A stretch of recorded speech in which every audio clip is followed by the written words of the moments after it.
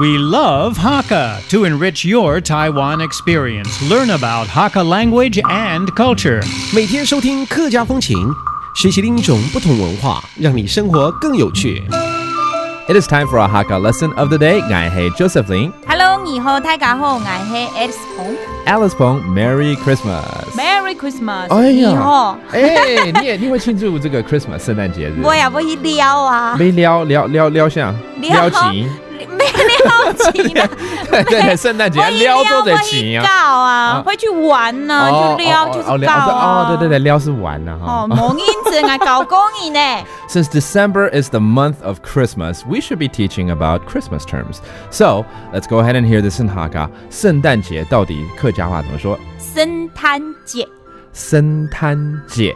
Okay, during Christmas, there's of course Christmas trees. Okay, 当然要这个把圣诞树给弄出来哦，圣诞树。圣诞树。圣诞树 ，OK 好，再来呢，就是要买很多圣诞礼物。礼物。Okay, and if you cannot afford to give a gift, 很多人干脆写一张圣诞卡片咯。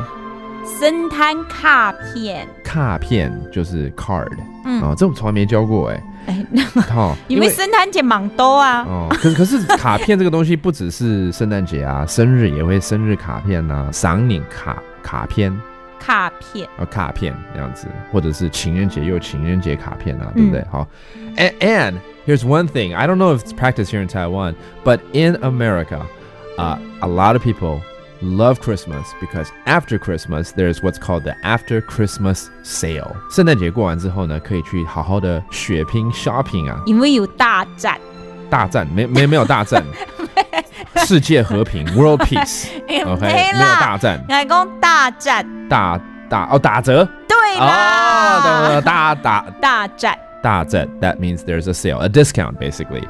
All right, let's repeat some of those terms. 圣诞节which is Christmas, 圣诞树 which is Christmas tree, 卡片 a card, 卡片 and finally a discount sale, 有大战 There you go. Merry Christmas to everyone. 圣诞节快乐，用哈卡讲的话就是圣诞节快乐 everyone.